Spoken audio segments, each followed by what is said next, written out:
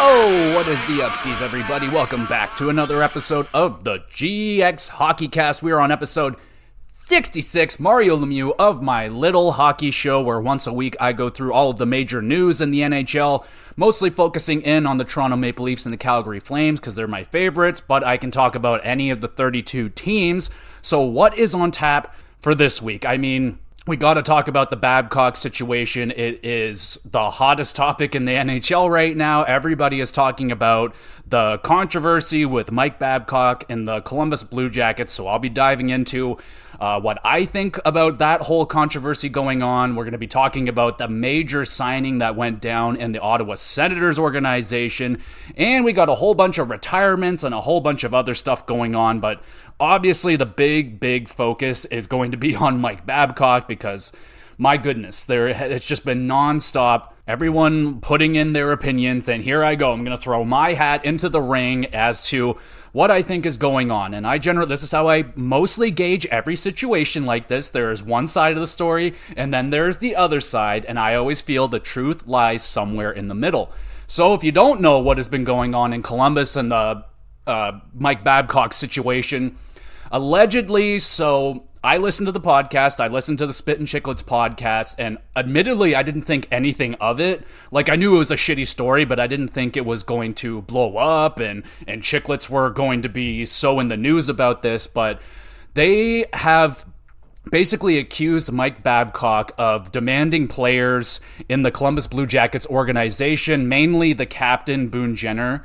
Apparently, they had a meeting where Babcock, I don't want to use the word demand, but asked if he could see photographs in his phone.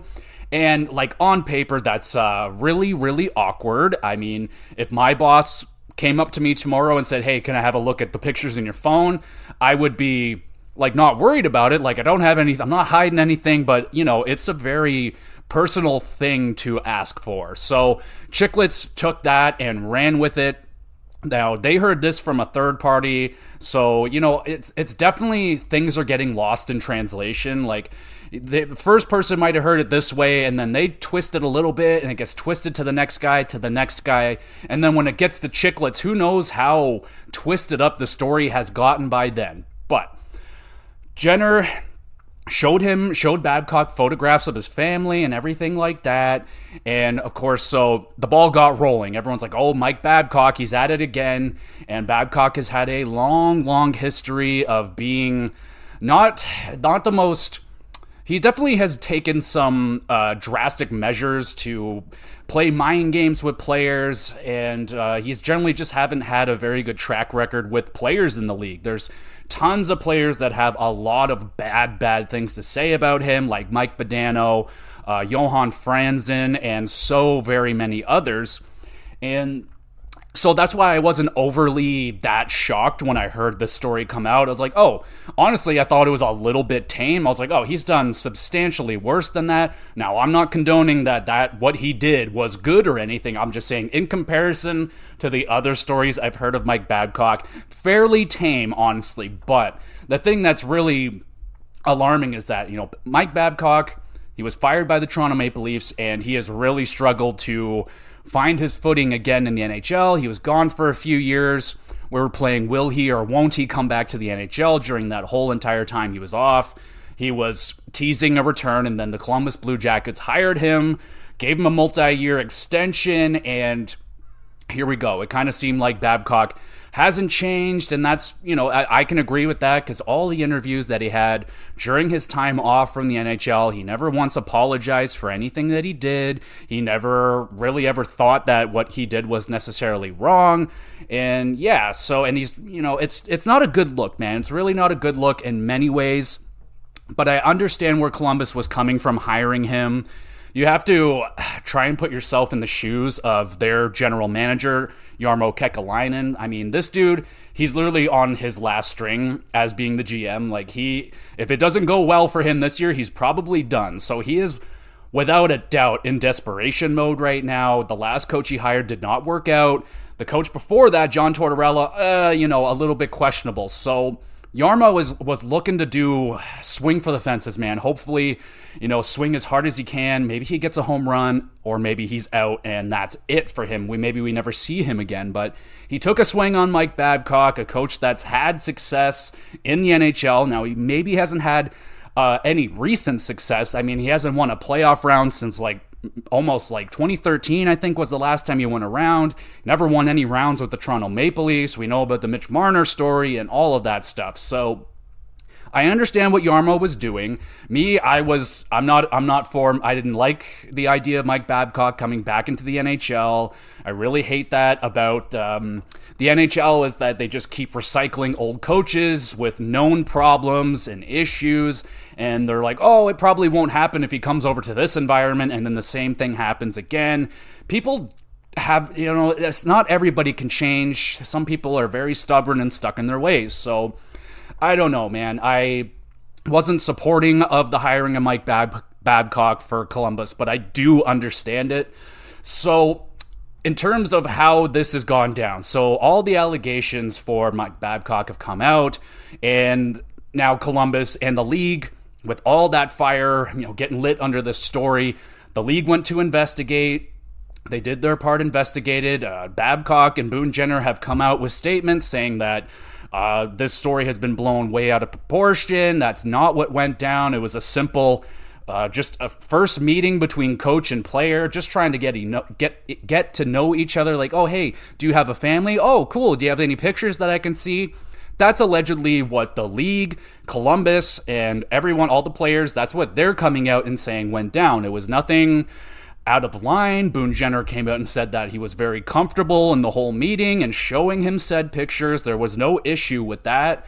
So, I mean, that's essentially where I think the story should die, but it isn't. So now people are attacking Spitting Chicklets, they're attacking Bissonnette, they're attacking Whitney, and they're basically doubling down on their allegations. They're not coming out and saying, no, we retract that, we're sorry, it was misinformation, we apologize. They're not really doing that. As far as I can tell, I haven't heard any statements or saw any statements apologizing or rearing back or doing anything like that. And I've been listening to Spitting Chicklets for years and years and years now. And it's pretty, I think, safe to say that the people on that show, they're not a fan of Mike Babcock. And me personally, I'm not a fan of the guy either. So, I mean, there might be some animosity that Bissonnette, Whitney, all those guys might have towards him. They more than likely know stories from players that they have heard that we have not heard as a fan base, that maybe stories that are too spicy to be shared on the internet. So they might know things about Mike Babcock that might not be public. So I'm keeping that in mind. But I was a little bit surprised that they didn't rear back on that stuff, because I don't know. I don't know. I don't think it's definitely not over yet. There could be more stuff coming out. Maybe they know something that we don't, and people have been playing both sides, right? It's like, well, maybe Spittin' Chicklets are right, and maybe Columbus are the scumbags, or maybe Spittin' Chicklets are scumbags, and Columbus isn't doing anything wrong, and it's just a witch hunt for Mike Babcock. And again, I understand all of that stuff. I'm all for, I didn't want Babcock here. I don't think he should be here. He's already proven time and time again that he just shouldn't be a coach. So, and that goes same thing with Quenneville and all those guys. If you blew your chance, you shouldn't be allowed to come back in. That's my opinion on that. So, but I mean, regardless, like I said, it would be extremely weird if my supervisor or your boss or anybody came up and just asked you out of the blue to see your photographs. But again, I don't think that's how that went down. I really feel like something got really taken out of context here. I feel like, I know the league, the players, and everybody, they've been talking about this for a little bit, and a lot of people are concerned. Everyone's throwing out their opinions, like, oh, fuck no, I would not let him see my phone, or some guys are like, oh, I would put all these motivational pictures and speeches and stuff in my phone. Other guys are like, oh, I'd have pictures of my dick and the inside of my asshole and show that off and all that stuff. So, and on top of that, I think I have also heard that Babcock has done this at other places where he would have players basically almost in a school project fashion, have you stand up in front of your teammates with a little PowerPoint slideshow of your family photos and you describe your family and everything. Now, personally, I mean, team building is great, but I think that's too far. I always hated that shit in school on the first day. Oh, hey, get up, stand up, introduce yourself, tell us about yourself. That never went over well with me. I always hated that crap. I would prefer, I don't know, here, take this piece of paper with a little questionnaire on it, fill it out anonymously, and, hand it in, and I can learn a little bit about you, see what's going on. From a teacher's perspective, it might help them find a way to help you learn better, or a way that they can train or teach you in a better way. Everybody's a little bit different. So things like that, very, very innocent and rather common. But to have someone go into your phone and look through your personal pictures and to maybe present it in a presentation form, it's definitely crossing a line.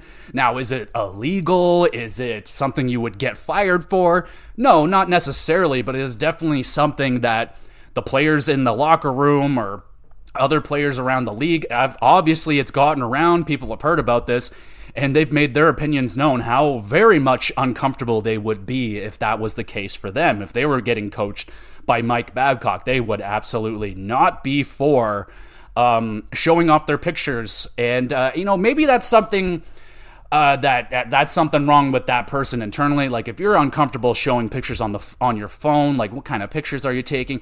That's not my game, man. Like, I'm not, that's your thing. Your phone is your private thing. All right. As long as you're not doing anything illegal, okay? So it's very, very strange. Now, the thing that's not good, right, is like the fact that this stuff comes out and no one really batted an eyelash because it was Mike Babcock. If it came out and like Sheldon Keefe on the Leafs, he came out and rumors like this came out about Sheldon Keefe. Sheldon Keefe doesn't necessarily have a big track record.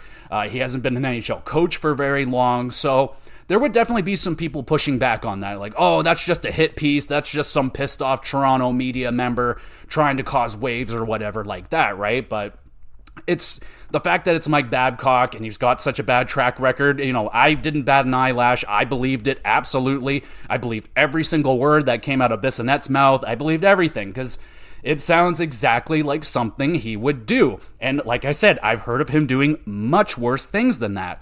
But, this is, again, another reasoning why you just sometimes can't give people a second chance. And I think I'm not saying that Babcock is necessarily in the wrong here, but again, it just kind of displays to me that he didn't learn anything. He's not adapting. He's not changing his coaching style. He's still doing the same bullshit that he was doing before. So what'd you really expect, honestly? So I don't really know where this is going to end up. Is Babcock going to get fired over this? I doubt it. Is it going to cause some more controversy and stories to come out about Babcock? I mean, yeah, probably. Are bad stories going to come out about Spit and Chicklets guys? Or is the crowd going to turn maybe on Chicklets for trying to attack a guy, maybe wrongfully? Like, I don't know, man. It's a very odd situation. I mean, that's where I stand with it. I know the truth is somewhere in the middle here. I feel like both parties are in the wrong, but also they have things that are right about. And I can't really pick a side with this one right now. Honestly, from the statements that Boone Jenner said, if he came out and he said he's okay with it, then that's that. If he's okay with it, and if other players have come out and said they're not okay with it, then they don't have to do it. And we'll keep an eye on that for sure. So, for example, let's just say Johnny Gaudreau. I think he's already come out and said that like he wouldn't like to show people photographs. That's not cool. And let's just say Babcock starts lowering Johnny Gaudreau's ice time. He goes down to the second line. Maybe he gets sent down to the fourth line for a few games. Maybe something like that. We can watch that, see if he has a bad relationship with maybe some of the players that we've heard are uncomfortable with that. So it's weird, man. It's disappointing, but honestly, just not surprising that something like this is happening with Mike Babcock and the Columbus Blue Jackets. But I'll keep my eye on it and see what's going to happen further on with this story. As far as I know, that's where it lies.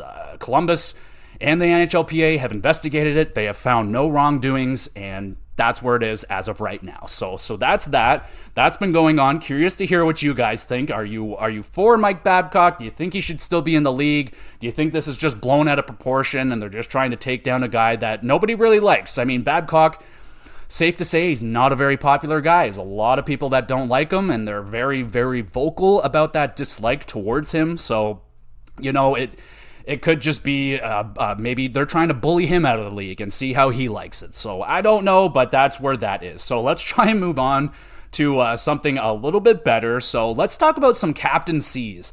We got two captains on Canadian franchises. The Vancouver Canucks and the Winnipeg Jets have both announced captains for their teams. So let's start off with Vancouver. Quinn Hughes named the next captain of the Vancouver Canucks. And I fucking love it, dude. I absolutely love it. I think that is the perfect selection for the captaincy for the Vancouver Canucks. I know people are going to be on team JT Miller or team Elias Pettersson, but the fact of the matter is, Elias Pettersson's not signed long-term. We do not know the future of that player, so it wouldn't be a great idea to throw the captaincy on him now, and he walks away in a year or two. So that wouldn't be a really good look for the Vancouver Canucks. JT Miller, on the other hand, he is signed long-term, but he's kind of got a love-hate relationship with fan bases. I mean, some fans in Vancouver like him. Some fans very much so don't like him.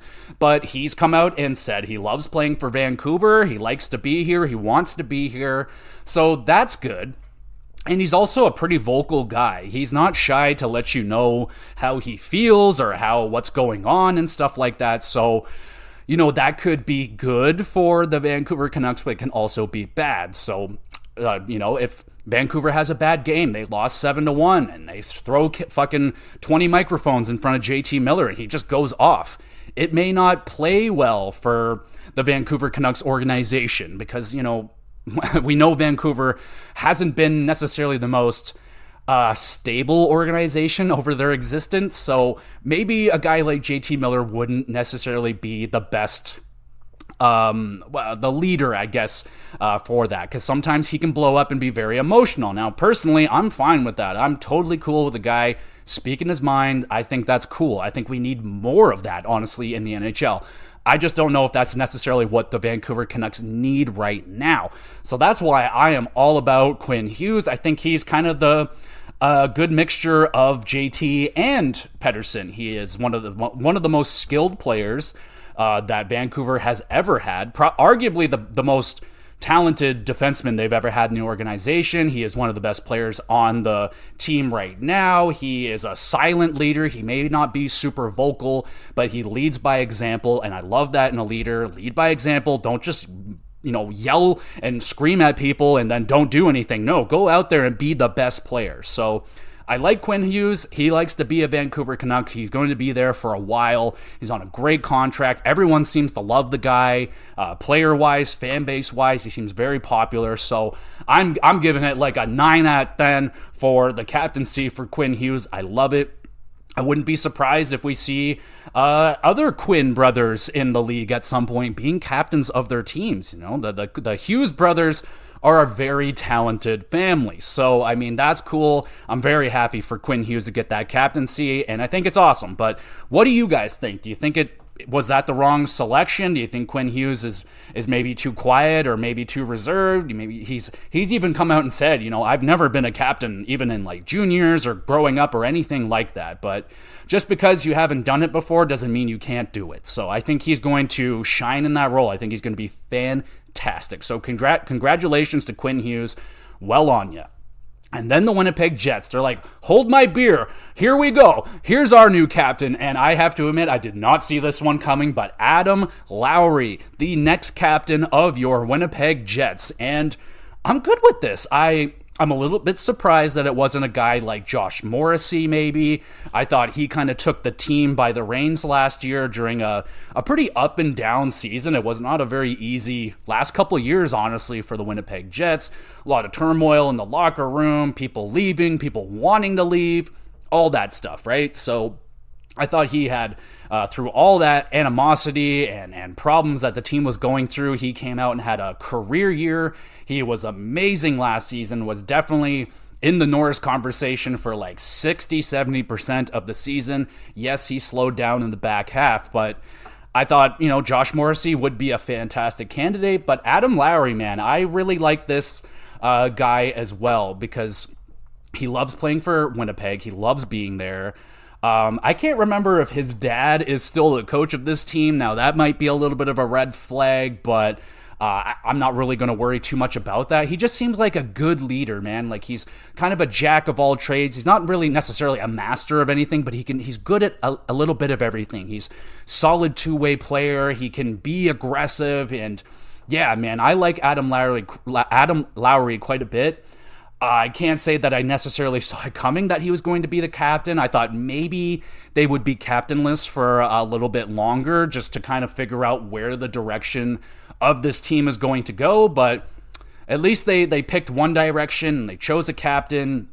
Now, there are other guys on that team. You know, you got Mark Scheifele. He's been there for a long time, but he's only got 1 year left. He's kind of had a foot in and out of the door for a few years now, so understandably they didn't give it to him. Kyle Connor, you know, he's been there for a long time. Again, kind of a silent leader of the team. He just consistently has excellent seasons every single year.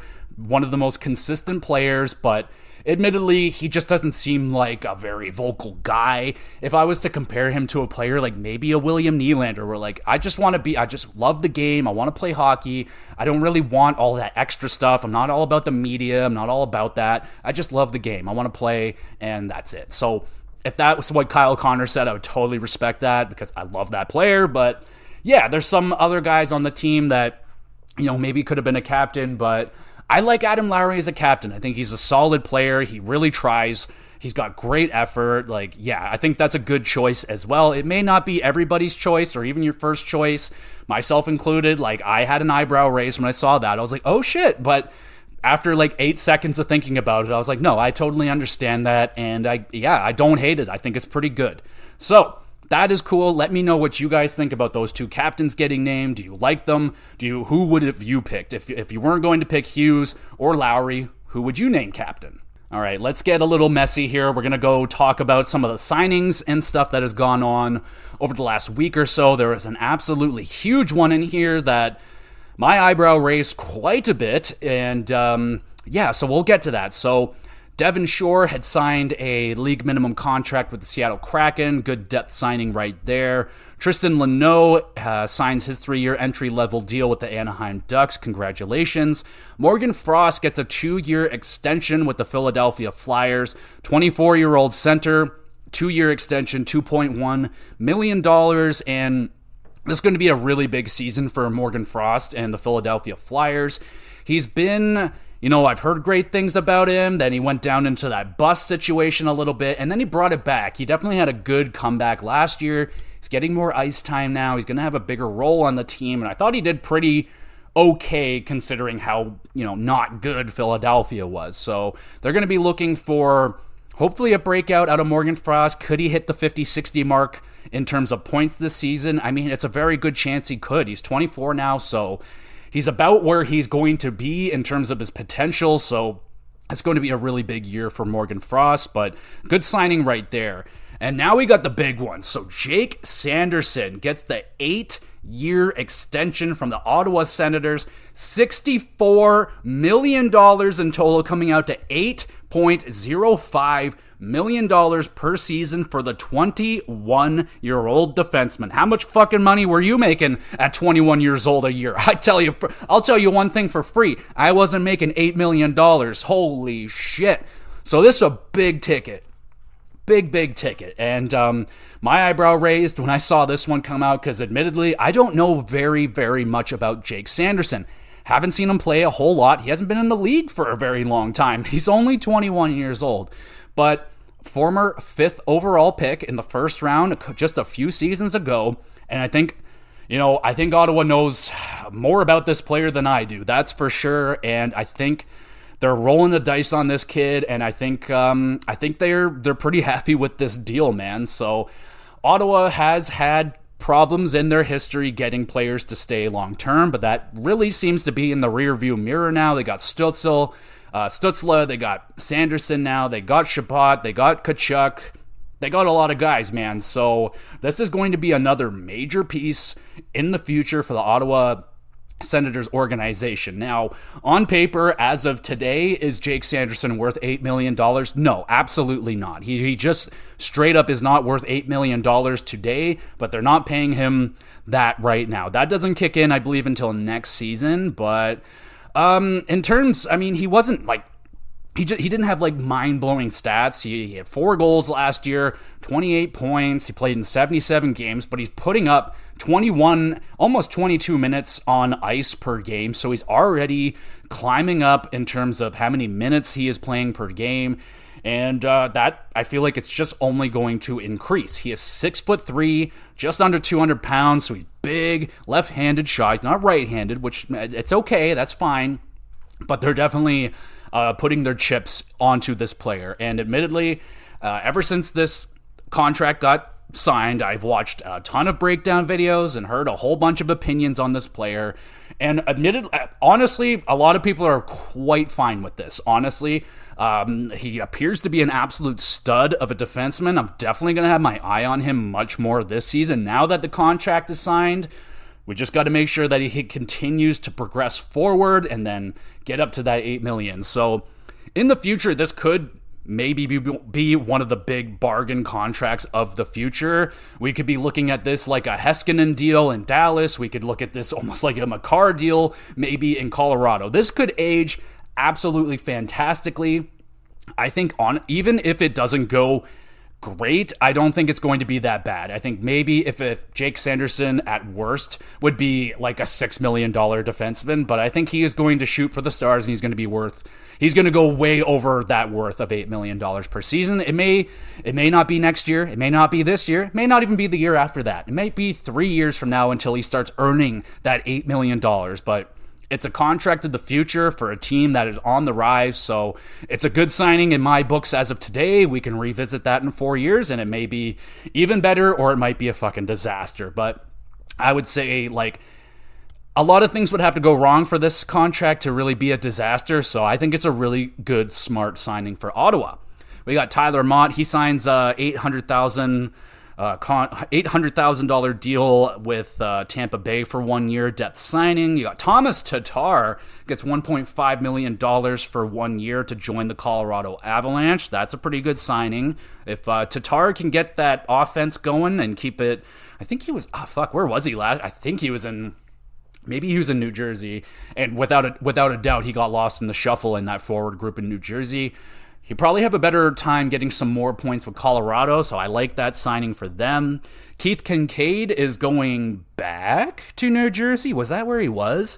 Anyway, he signs a league min contract for 1 year. 34-year-old goaltender, probably some depth right there. Don't know how much we're going to see of him in the NHL. And then Declan Cheeseholm signs a 1 year extension, league minimum, 23-year-old defenseman. I do not know a thing about this player. So the signings are definitely coming down, but the PTOs right now, oh my God, I have never seen so many PTOs being signed right now. Like, Carolina at the moment has so many PTOs, player tryouts, that's what that stands for.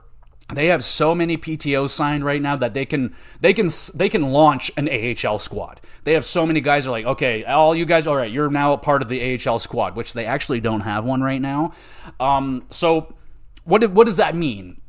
Player tryouts. So it's just guys that are looking to stay relevant in the NHL. Like, they don't want to get forgotten about. Maybe they don't want to go to Europe, and maybe the league forgets about them a little bit. They're like, hey, if I just take a PTO this year, take a little bit of a dip in money, earn my spot back in the league, and then next year when all of the money comes into the league again, when the salary cap goes up, these guys can cash in. And maybe if they do a team a favor, you know, maybe a certain Phil Kessel signs a league minimum contract with the Toronto Maple Leafs. He does unbelievable, gets 900 points. We're going to help Phil Kessel out next year. Give him a little bit of an extra money. Give him some more money for helping us out last year, signing a PTO nice and cheap for us. So maybe that's what some players are planning to do. Some guys are maybe just trying for the hell of it. I don't know. But regardless, I have never seen so many PTOs getting signed. How many of them are actually going to make it? I have no freaking idea. That's That's my thinking on it. It's just guys are trying to keep their names in the hat of the NHL. Don't want to get forgotten. You don't want to, this next year could be a huge opportunity for a lot of people. There's going to be a lot of extra money getting thrown around next year, and you're just going to have to be patient for one more season. So I feel like that's what these guys are doing. But which PTO out there is the most intriguing to you? The one that comes off of to my brain right at the moment was Nick Ritchie just signed a PTO with someone. And Nick Ritchie would be I know he was not very good at all for the Toronto Maple Leafs, but when he got sent to Arizona, he was all right. I think, man, to throw that guy on the fourth line, what's wrong with that? I mean, he would be a great little fourth liner, big body, get him in front, maybe fight. Excuse me. But that would be fine. So which PTOs do you think are actually going to be successful and worthwhile to sign? Speaking of worthwhile to sign, there is a little bit of a rumor going around about Mr. Rasmus Dahlin, young stud defenseman for the Buffalo Sabres. So his contract extension, some numbers are getting thrown around out there what the rumored extension amount is going to be. And right now, last I heard, we're looking at something at least over $10 million. 10.5, 10.7, maybe $11 million. And now, of course, everybody is throwing their opinions in at what they think Dahlin is worth. And is this young defenseman worth $10 million? Yeah, I really do think he is. He is young, and we really saw what the former first overall pick is all about last season. He really emerged last year. He looked unfucking believable at the beginning of the season, and he didn't keep it, gas to the pedal to the metal the whole entire season, but at the beginning there, it looked like he was going to be unstoppable. I was like, whoa, this guy is unfreaking believable. So Rasmus Dahlin has officially arrived. It does take defensemen longer than forwards for the most part to really hit their stride in the NHL, and I don't think we're done quite yet with Dahlin, man. I think Dahlin has another gear. He has a little bit more to get up to, and I can see this. I don't think he's going to be like a 100-point defenseman or anything like that, but I think a consistent point-a-game defenseman, oh, buddy, yes. I think absolutely Dahlin would be worth the $10 million ticket for the Buffalo Sabres. He could be the future captain, and, dude, he could be the guy that can get them back into the playoffs, along with him and Owen Power, and that's the other question. You got Owen Power back there. He's not far away from his contract extension either, and a lot of people are throwing big numbers around that kid as well. And that one I'm a little bit more unreceptive to because he is very, very fresh, but again, man, for how good and comfortable Owen Power looks already as a defenseman in the NHL is quite amazing. It's very rare to see a defenseman come in and look that sound and just look that comfortable defensively. He hasn't even hit his stride with the offense. And it's not like his offense, I don't think he's going to be hitting numbers like Dahlin. It looks like Dahlin's going to be the point man, and Owen Power's going to be your all-around stud. And I think, yeah, man, I think Owen Power's going to be more defensive and Dahlin maybe a little bit more offensive, but they're just going to be so freaking... That's going to be a problem, man. Owen Power and Dahlin, and you can put them on two separate pairings, and fuck, man, probably 85-90% of the game when you're playing against Buffalo, you're going to be playing against Dahlin or Power. That's going to fucking suck. So that's definitely out there on the table for the Buffalo Sabres. What do you think Rasmus Dahlin is worth? I think absolutely worth $10 million. He should be one of the more higher paid defensemen in the league. And then the Jake Sanderson extension definitely is going to ruffle some feathers. Rather, I don't know which feathers necessarily, if it's going to be GMs, agents, or other players, because there's going to be some young defensemen out there that maybe haven't quite lived up to that potential just yet. And they're like, well, Sanderson just got $8 million and he only has 4 goals in the NHL, so why can't I have that? So that might make some of the waters a little bit more turbulent than some of the GMs would have liked because of that signing. And maybe some other players are going to be like, well, fuck, I don't have that potential, and I'm I'm not Jake Sanderson, so how am I supposed to be able to ask for that much money? Some people are going to be like, damn, I wish he asked for more money so then I can get more money. So I don't know. Something like that is definitely, because that's definitely a contract, the Jake Sanderson one, that a lot of players are going to be looking at and going to be comparing it to. It's like, oh, well, he got that much money, and yeah. So that's going to be really interesting. I can't wait. I'm surprised that we still haven't, that contract has not come out yet for Rasmus Dahlin. It seems like it's very, very close to being done, so I'm still waiting for it to come out, hopefully nice and soon. We have news out of Arizona. We got Bill Armstrong, the GM of the Arizona Coyotes, gets a 3-year extension. And yeah, I think that's actually, honestly, I thought he has done a pretty all right job. I know that the organization that is the Arizona Coyotes is obviously the laughingstock, but I think that's coming to an end, man. Like, the way that this team is starting to come together, the young players are coming in, they got more draft picks than they know what to do with, and now they got cap space to blow. They got a lot of good things here. They got some young players that are starting to come into their own. That Michelli kid looked pretty good. Clayton Keller should be a superstar. He could be the first 100-point player for the Arizona Coyotes organization. And they're on the rise, man. I know their defense sucks and their goaltending is questionable, but they got some pretty good-looking forwards. They do have some good young defensemen on their way up. I mean, they drafted a young defenseman in this draft. I know some people didn't like it, myself included. I definitely snickered a little bit, but apparently the dude is an absolute fucking mutant. He's like athletic as fuck. He is just a specimen. So that is looking good. I mean, yeah, man, I think this is going to be a really interesting year. No, I don't think they're going to be making playoffs or anything, but I think they're definitely going to make an improvement. They have to make an improvement, right? So extending him for 3 years seems good. I think he knows what he's doing. He's got a plan, and he's executing it now. And the plan for this year is to start getting more competitive, and I think they're getting that ball rolling. They signed Dumba and Kerfoot, so I mean, they're not like the most eye-popping names, but they are adding people slowly but surely. So it's a good sign. It's still not going to happen overnight. We're not going to see Arizona lifting a Stanley Cup anytime soon, but I think they have a plan in place and they're executing it right now. And we just got to be a little bit more patient for the younger guys to come along and just try and keep their fucking noses clean. Get a building, figure out where you're going to build this stupid thing.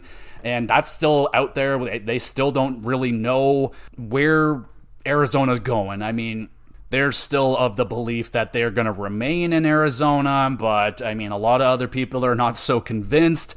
The Salt Lake guy, Utah, they're just sitting over there, just foaming at the mouth, just waiting for them to fail so that they can take them and bring them over there and have a team. But oh well, it is what it is. So we'll continue to wait. But I mean, Arizona, they are doing some things correctly right now, and yeah, so we'll see how that goes. We got a little bit of an update here out of the Montreal Canadiens. So Carey Price has come out and said that he has made peace with the fact that he is probably not going to be playing in the NHL anymore. And, yeah, that really sucks. It's really sad that, I like Carey Price. I maybe wasn't so much of a fan of him. I don't know. I always was of the mind that he was a little bit overrated at times, for sure. But I always liked his personality. He was a funny guy. That fucker always made me laugh in interviews, which, hockey players are not necessarily really funny in terms of interviews, but I really enjoyed Carey Price, and I hope he can stick around with the organization. And speaking of that, we all remember him kind of butchering the young defenseman that they drafted this year, Reinbacher. So a little bit of update on that young defenseman. Apparently, he has added over 15 pounds of muscle to his body over the summer. He's 6'3" now. So yeah, dude. I mean, admittedly, I was a little bit not super in love with that pick when they made that pick, but I mean, it's looking like it's going to be really good. I mean, Montreal has a really good-looking young defense core on their way up. Now, until they're all there and they're playing strong minutes in the NHL, how good is that core going to be when it all comes together? Are they all going to hit? Or some of them going to be busts? We're just going to have to wait and see. But at least Reinbacher is adding some fucking size to him. He's already got NHL size, so that means a lot in the NHL because, you got to be big to play some big minutes on defense. Speaking of big minutes on defense, Chris Chelios is to have his number 7 retired by the Chicago Blackhawks. So pretty interesting, right? Because Chelios has been around, man. He has played for a lot of teams. He started with the Habs. I think he won a cup there. He was with Chicago. He was with Detroit. Detroit is the team that I remember him most vividly on because, I started watching a lot later on in his career, and I definitely remember the video of Chelios, because Chelios just would not stop playing, man. He kept playing and playing and playing, and I remember, I think he was playing in the AHL or something, and he was out there on the ice, and some fan yelling at him. He's like, "Chelios, skate, you old fuck!" Oh, it was just so funny. But Chelios, an absolute freaking legend, dude. Oh my goodness. I believe he was on Chicklets, and that is absolutely an interview worth your time to go check out. He's got a ton of stories, man. He's definitely got in trouble a few times in his past, so he's got a story or two that are pretty entertaining to listen to, and a hell of a career, man. He was one of the best defensemen of his generation, a very talented player. And yeah, man, I just remember that tan, man, his tan. Oh my God, that dude was so tan all the time. Love that tan, and congratulations for Chelios. I think he's even come out and said, like, he's a little bit surprised that he's having his number retired because of the fact that he's jumped around and played for a handful of teams. And I mean, I don't know, like, for me, I kind of remember him as a Detroit Red Wing. Others might remember him as a Hab. Some people may never even remember that he played for the Montreal Canadiens, and some people are just, oh yeah, he was a Chicago Blackhawks. So Chicago, they're gonna do it first, like, hey, we'll retire your number. Maybe next year Montreal does it, maybe the year after that Detroit does it, I don't know. But regardless, congratulations to Chris Chelios for having his number 7 retired. Pretty freaking cool.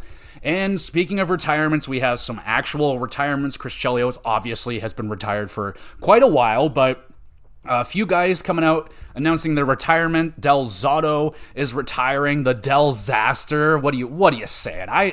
You know what, man? I know people didn't like him, and I like him mostly because of fantasy hockey. Whenever I'd pick this guy up, man, I loved picking him up because whenever he would get the call up, or he's getting unhealthy scratch and he's getting into a game, the dude tried his bag off, man. He would get out there and take like 5 shots, get a bunch of blocks, do some hitting, and like I was like, yeah. And admit, like, I never got to watch. I wasn't watching him play, but I'm watching these stat lines going on. I'm like, dude, the dude is shooting, he's hitting, he's blocking. Like, why is he not being able to stay in a lineup? And you know, he's definitely bounced around. Maybe he never necessarily lived up. I believe he was a higher end draft pick at his point, but I liked him, man. I know everyone likes to rag on him, but I enjoyed him. So, I mean, enjoy your retirement, Mr. Del Zotto. And I always remember him with the Rangers. I believe that's where he was. He had a pretty good time there with the Rangers. And then Andrew Ladd is also retiring. I definitely remember him with the Chicago Blackhawks in the early days of their success. I think he was only there for that first cup, and he was one of the early casualties that had to go in that early team when they were just fucking stacked, dude. They had everybody: Sharp, Taves, Kane, Ladd, Patrick Sharp, I might have already said that. They had Bufflin, Keith, Seabrook, Hjalmarsson. Fuck, they even had, I think, Brian Campbell back then. Fuck, dude, that team was stacked. And yeah, Andrew Ladd, maybe he never necessarily found that big winning success that he did in Chicago, but I thought he had a nice career. He was always a good, solid power forward, good for 40 to maybe 60 points on the high end. Solid player. I can't say he was a guy that I really favored or anything, or one of my favorite players of all time, but a good, solid career for him. Will he be in the Hall of Fame? No, but I mean, he's just a good, solid player. There's nothing wrong with having a good, solid career. So good on him. Enjoy retirement. All right, and we have some good news here out of Colorado to finish off the episode today, and it's Gabriel Landeskog. Apparently, he may be able to be good to go for the playoffs if the Colorado Avalanche make it, which I think is safe to say they should be able to make it into the playoffs, and if they have a fresh and healthy Gabriel Landeskog waiting for them at the playoffs. That is going to be a hell of a boost for them for sure going into there. So that is fingers crossed that Gabriel Landeskog could make it for that. Maybe he even makes it a little bit earlier and can get in a few weeks before the playoffs start, get his legs underneath him a little bit, and that would be excellent for the Colorado Avalanche to have their captain back in the lineup. Yeah, that would be a great thing, but obviously, that means he is more than likely going to miss the entirety of the NHL regular season, which is going to be a big blow for the Colorado Avalanche. And they've already lost some players, but they've done a decent job in the offseason, bringing in some other guys. We'll see if any or all of them pay off and can fill the void that is Gabriel Landeskog. That is a hell of a void to fill, and a tough one at that, but at least something positive out of there for Gabriel Landeskog. Hoping he can come back nice and healthy and fucking get back to work and maybe win the Colorado Avalanche a second cup in the near future here. We'll see how that goes. I mean, it'd be nice if you let my Toronto Maple Leafs win one first before you win another one. But yeah, anyway, cool to see Gabriel Landeskog is on his way back. That's good. I was a little nervous that maybe that might have been it for him. I don't know, but great to hear that. Great news. So that is going to be it for me, everybody. I know it's a little bit of a shorter one, but the last episodes have just been so damn long. And yeah, I haven't, I thought there was going to be more news. But definitely in the future, in the near future, probably the next episode, I'll do my awards prediction. We can figure out who I think is going to get the Rocket and the Art Ross and all that great stuff. I just need to go through and see which guys are going to be there. And yeah, so that'll probably be on the next episode. So as always, thank you everybody so much for listening. You guys are awesome. Make sure you want to be even more awesome. Give this little podcast a little review or something, would you? That would be so very helpful to me in the growth of this podcast. If you want to leave a comment, question, or anything like that, you want me to read it out on the podcast, you better believe I'll do that for you, brother. Just leave a question, comment, or anything like that. These episodes get uploaded to YouTube on Gamer GX videos. That's on YouTube. All these get uploaded over there, so you can leave a comment there. Any questions you want answered, I can answer them on the podcast. That would be so much fun. Same thing goes with video games and wrestling. I also do podcasts on those topics. So if you got questions related to video games, wrestling, hockey, life, whatever you want, send in a question. It doesn't hurt. I can answer it live for you on the podcast, or we can have our own little private conversation. Regardless, it would just be great to interact with y'all. And yeah, so enjoy the rest of your day, and we will be back again real soon with some more GX Plus games.